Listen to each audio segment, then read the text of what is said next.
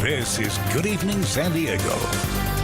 Last week, the San Diego Unified School District made the controversial decision to shut down extracurricular and off-season sports. Joining us now is Mark Powell, the president of Parents for Quality Education, to talk a little bit more about this. Mark, good to see you tonight. Hi, Ginger. How are you this evening? Good. Before we get to your op-ed, because you make some interesting points, has there been any change in this? Because there are some reports that San Diego Unified decided to nix that plan.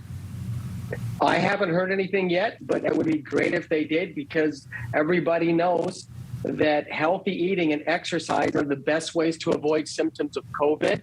And it just seems counterintuitive to shut down exercise. Instead, they focus all of their energy on defensive strategies. Wear a mask, stay 3 feet away, don't congregate in groups, and the kids are required to get vaccinated. These exercise or activities, a lot of them were outdoors, and the spread of COVID outside is minimal if you're in blowing wind back and forth around you. Yeah, indeed. So let's talk about your op-ed. You specifically said that this would do more harm than good. There's health benefits or health risks, but what are some of the other points you made? Well, as we know, in March of 2020, when we were told schools will shut down for 3 weeks, however, they stayed shut down for the entire year. This was all in an effort to prevent kids from being harmed by COVID. But what it actually did is usher in a whole set of dangers: depression, anxiety, stress. And everybody knows one of the best ways to handle depression, anxiety, or stress is through exercise. Yet these kids were confined. They weren't allowed to go out and play in organized sports. There was a big movement, let them play. I know you guys did a lot. You covered that beautifully, and thank KUSI for that. So we finally got them able to play in organized sports. And then we see this. We see this out of policy by the board that states if your sport is in season, you can play. But if it's out of season, for example, weightlifting for football players, conditioning for softball players, cheer and band practice, which is typically outside, these were all told you cannot practice because your sport is not in season. And that doesn't make any sense. And we also know that about 80% of the people who were either hospitalized on a ventilator or had other severe COVID-19 symptoms were obese.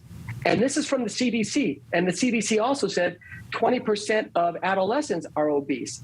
So we should focus more as educators on the benefits of eating healthy, exercising, and maintaining a healthy weight. Can you imagine all of the ailments a person gets when they're obese, including diabetes, bad knees, bad back, all of these things?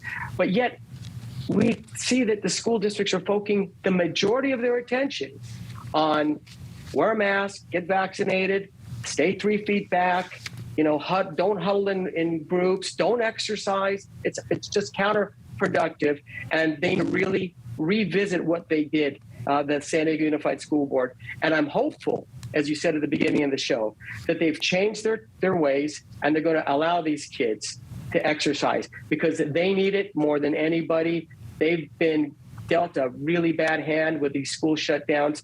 Let them at least exercise in an organized fashion. Do you think that the board is basically just trying to cut off any liability that they could have if one of these off-season or extracurricular sports actually has some sort of outbreak or transmission issue? Ginger, this whole thing is crazy. I walk into a restaurant and they tell me, wear my mask until I get to the table.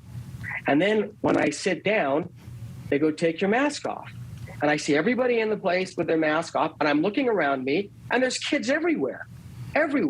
So how could they say that your kid got COVID because they were standing in center field during softball practice, or they were in a restaurant or wherever else they were and they got COVID? And apparently a lot of these masks that they're requiring them to wear at school, they're made out of cloth.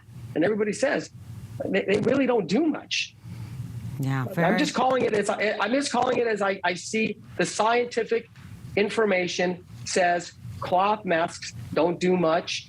And all these kids that I see walking this wearing cloth masks. It's kind of counterintuitive. Definitely, every decision is made raises even more questions. Mark, appreciate your insight and your time tonight. Thank you.